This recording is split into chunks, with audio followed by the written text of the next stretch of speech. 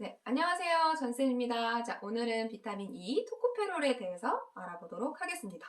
자, 토코페롤은요, 고대 그리스어로 자손을 낳다라는 뜻을 가지고 있는 단어에서 출발을 했습니다. 그러니까 비타민 E라는 영양소는 무언가 생식 능력하고 관련이 있다라고 볼 수 있겠죠.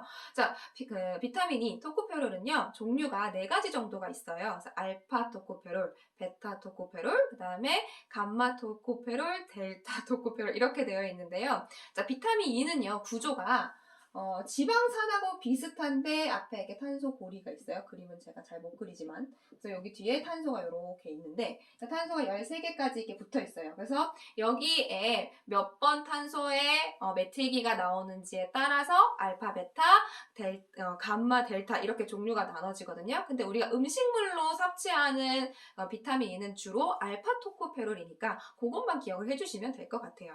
자, 그래서 비타민 E는요, 연황색의, 연한 노란색의 이제 그 기름인데요. 주로 식물성 기름에 많이 들어 있습니다. 그러니까 점성이 있는 기름이고, 당연히 지용성이고요. 근데 열에는 안정하나, 산화, 자외선 이런 데서 쉽게 파괴가 된다라고 합니다. 그리고 이 비타민 E는요, 충분 섭취량, 그러니까 하루에 이 정도 먹으면 좋다라는 양이 12 마이크로그램이고요. 상한선은 540 마이크로그램이라고 합니다.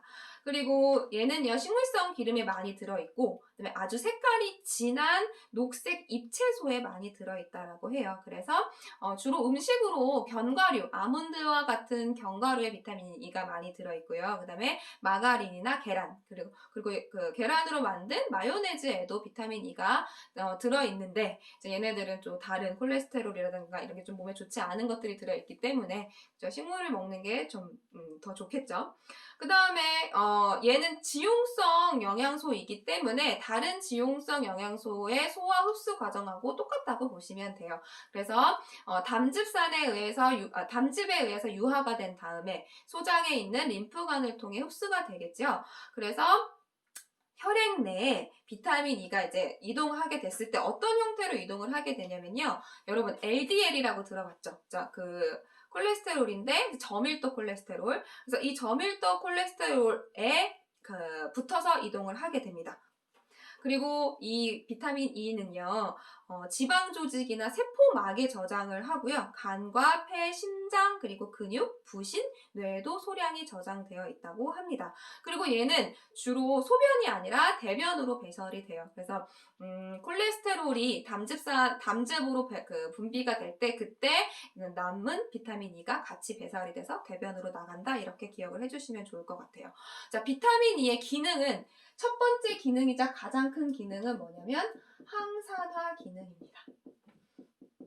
자, 항산화 영양소 가장 우리가 쉽게 기억할 수 있는 방법이 ACE, A, C, E, 비타민 A와 C와 E가 대표적인 항산화 영양소가 되는데요. 그 중에서 비타민 E는 막에서, 그러니까 세포막이라던가 핵막이라던가 우리의 그 막을 구성하고 있는 그런 물질이 인지질인데 걔를 코팅해주는 역할을 한다고 보시면 돼요. 그러니까 세포를 한번 다시 그려볼게요. 세포가 이렇게 동그랗게 그리게 되면 자, 핵이 가운데 있죠. 핵은 핵막으로 또 둘러싸져 있고 또 어떤 세포 소기관이 있냐면 미토콘드리아라는 세포 소기관이 있습니다. 자, 이것도 지난번에 언젠가 했었어요. 그죠? 비타민 A 했을 때 했었나? 하여튼 미토콘드리아 세포 소기관이 있는데 얘는 포도당을 재료로 해서 에너지를 내는 기관이에요. 근데 이 에너지를 내는 과정에서 뭐가 나오냐면요. 활성산소.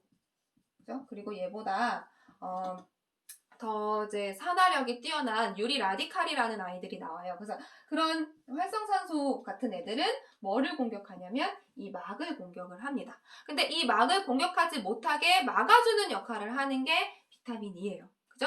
그래서 우리가 살아있는 동안에는 계속 에너지를 내야 되니까 어쩔 수 없이 계속 활성산소가 나올 수밖에 없거든요. 그런데 그 활성산소에 의해서 데미지를 입는 거를 막아주는 애가 비타민 E고 얘는 또 뭐하고 같이 역할을 하냐면요. 자, 셀레늄이라는 미네랄. 우리 다음 시간에는 미네랄에 대해서 공부를 할 건데 자, 셀레늄이라는 미네랄과 같이 막을 산화시키는 걸 저항하는 그런 역할을 합니다. 자, 셀레늄은요.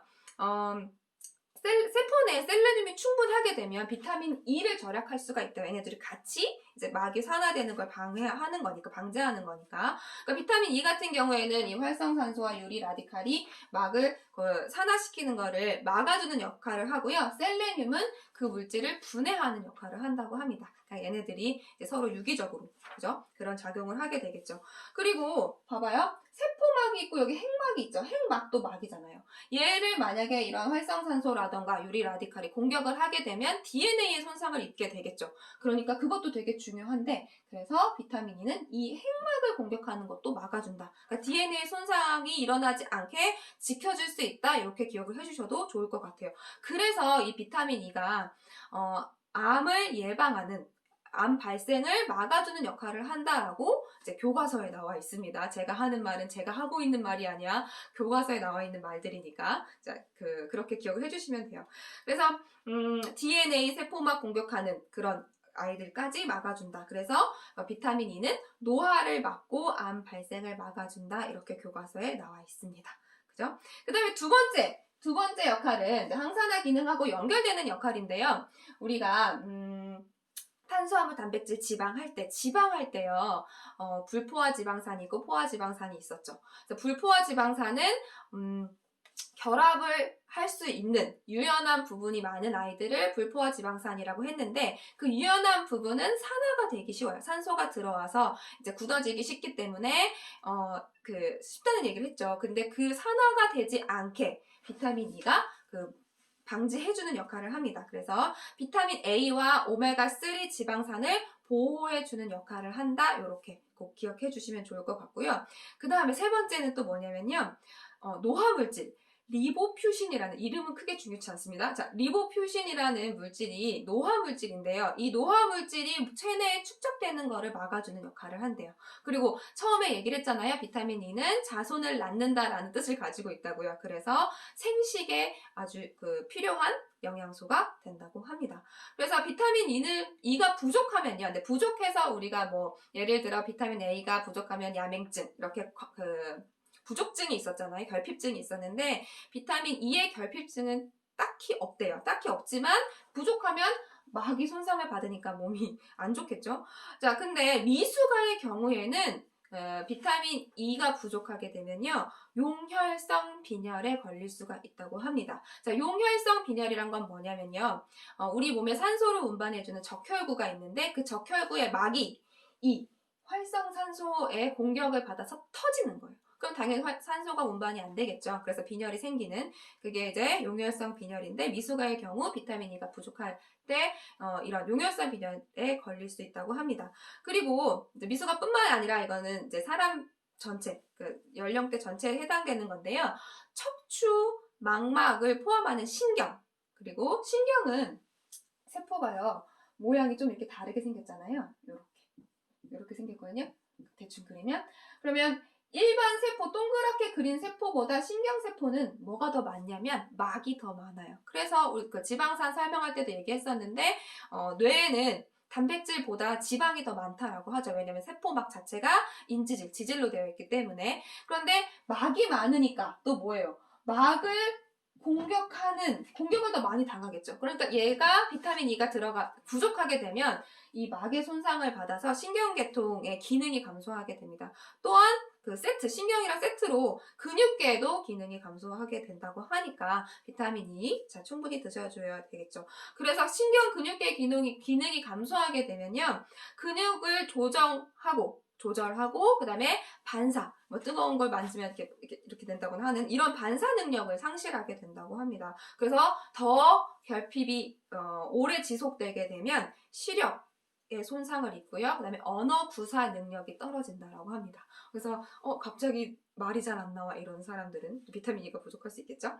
그 다음에 이제 얘는 이제 지용성 영양소이기 때문에 과잉증이 있기도 한데요. 이제 과잉증은 중성지방을 증가시키는 역할을 한다고 합니다. 그러니까 비타민이 아까 얘기했잖아요. 540 마이크로그램 정도까지 하루에 드셔주시면 좋습니다. 하지만 또 한 가지 또 비타민 E의 과잉증이 지혈이 지연되는 경우도 있대요. 그러니까 그 지혈이 지연되는 경우도 있으니까 그 오메가3 과잉으로 먹었을 때 약간 지혈이 지연되는 경우가 있거든요. 비슷한 역할을 한다고 보시면 돼요.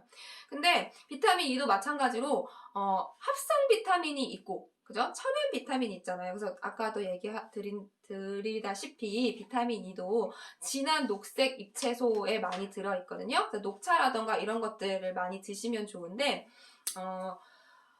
알파 토코페롤 형태로 음식에 들어있거든요. 근데 D-알파 토코페롤이 천연 형태고요. DL-알파 토코페롤이 합성으로 만들어낸 그 비타민 E라고 합니다. 근데 이 합성 비타민을 가장 많이 만들어내는 회사가 어딘지 아세요? 저도 이 얘기를 듣고 진짜 깜짝 놀랐거든요. 코닥이라는 회사에서 이 비타민 E, 합성 비타민 E, DL-알파 토코페롤을 가장 많이 만들어내서 가장 많이 파는 그런 회사라고 합니다. 그러면 코닥이라는 회사는 사실은 뭘 만드는 회사였어요? 필름을 만드는 회사였잖아요. 그래서 필름을 만드는데 그런 석유를 이용을 해서 비타민 E를 합성을 하는 거죠. 그래서 저는 석유를 별로 안 좋아하는 사람들이기 때문에, 그죠? 저는 녹색 채소를 많이 먹도록 하겠습니다. 자, 어쨌든 비타민 E는 중요한 기능이 뭐다? 항산화 기능, 그리고 막을 보호해준다. 우리 몸에 있는 모든 세포는 다 막을 가지고 있잖아요. 그래서 이 세포를 보호하기 위해서 비타민 E 그거 챙겨 드셔야겠습니다.